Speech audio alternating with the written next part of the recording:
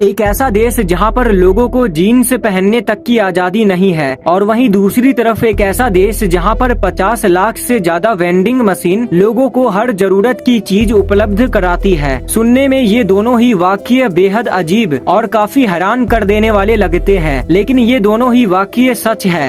आपको सोचने की जरूरत भी नहीं पड़ी होगी। नॉर्थ कोरिया ही वो देश है जहाँ पर लोगों को जीन्स पहनने तक की आजादी नहीं है, और जापान वो देश है जहाँ करीबन 50 लाख वेंडिंग मशीन्स मौजूद है जो लोगों को कपड़े, खाने, जूते से लेकर हर वो जरूरत की सामान उपलब्ध करवाती है जिनकी उन्हें रोज की जिंदगी में जरूरत होती है। लेकिन क्या आपने कभी सोचा है कि आखिर क्या होगा जब दुनिया का नर्क कहलाने वाला देश नॉर्थ कोरिया और टेक्नोलॉजी का बादशाह कहलाने वाले देश जापान के बीच युद्ध होगा? आखिर कौन जीतेगा उस युद्ध में? नॉर्थ कोरिया ने खुद कई बार जापान को परमाणु बॉम्ब के इस्तेमाल से पूरी तरह मिटाने की धमकियां दी है। तो ऐसे में ये जानना इंटरेस्टिंग है कि क्या नॉर्थ कोरिया सच में दुनिया के नक्शे से जापान को मिटा सकता है? जानने के लिए बने रहिए हमारे साथ वीडियो के एकदम एंड तक। बेसिकली बात करें तो दोस्तों, नॉर्थ कोरिया उतना ही पावरफुल कंट्री है जितना कि पावरफुल हमारा जापान है। दोनों देशों की सैन्य ताकतें एक दूसरे से कम नहीं है। हाँ, एक दो मायने में ये देश एक दूसरे से कम या ज्यादा पावरफुल है। बेसिकली अगर शुरुआत से बात की जाए तो 2022 की रिपोर्ट के अनुसार नॉर्थ कोरिया ग्लोबल रैंक में 30वें पोजीशन पर आता है, और वहीं जापान नॉर्थ कोरिया से कई ऊपर 5वें रैंक पर मौजूद है। वहीं इन दोनों कंट्रीज की पॉपुलेशन की बात करें तो जापान वर्ल्ड पॉपुलेशन रैंक में 12.58 करोड़ पॉपुलेशन के साथ 11वें नंबर पर, और नॉर्थ कोरिया 2.58 करोड़ पॉपुलेशन के साथ 54वें नंबर पर आता है। प्रेजेंट टाइम में जापान के प्राइम मिनिस्टर है फूमियो किशिदा,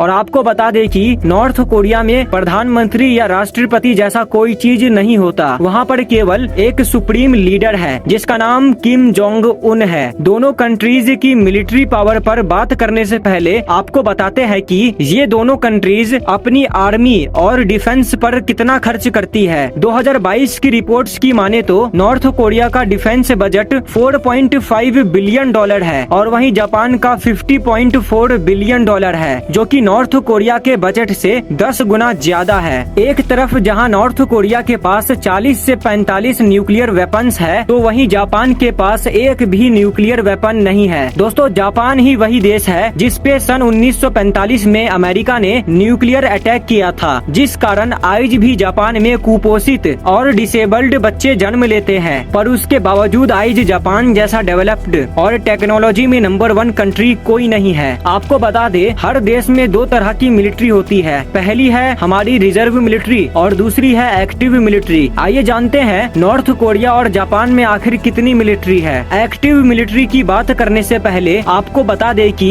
एक्टिव मिलिट्री होता क्या है। दोस्तों, एक्टिव मिलिट्री वो मिलिट्री होती है जो फुल टाइम ड्यूटी करती है, चाहे वो बेस पर हो या चाहे बॉर्डर पर। जापान में एक्टिव मिलिट्री की संख्या 2,40,000 है, और वहीं नॉर्थ कोरिया में 12 लाख है। रिजर्व मिलिट्री वो मिलिट्री होती है जो कि फुल टाइम काम नहीं किया करती है, उन्हें सिर्फ एक खास मौके पे ऑर्डर दिया जाता है। जापान के पास करीबन 55,000 रिजर्व मिलिट्री है, और नॉर्थ कोरिया के पास करीबन 65,000 रिजर्व मिलिट्री है। युद्ध में यूज होने वाले कॉम्बैट टैंकों की बात करें तो जापान में इनकी संख्या 1004 है, और वहीं नॉर्थ कोरिया में इनकी संख्या 5,895 है, जो कि जापान के मुकाबले एक भारी मात्रा है। अब AFV के बारे में बात करते हैं। दोस्तों, AFV का मतलब है आर्मर्ड फाइटिंग व्हीकल। इसे आप एक आम टैंक का सेकंड लेवल कह सकते हैं। आपको बता दे, एक AFV टैंक से थोड़ा अलग होता है। एक टैंक से आप दुश्मन के इलाके में सिर्फ फायरिंग दे सकते हो, पर अगर आपके पास एक AFV हो तो आप दुश्मन के इलाके में घुसकर उसका नामो निशान मिटा सकते हो।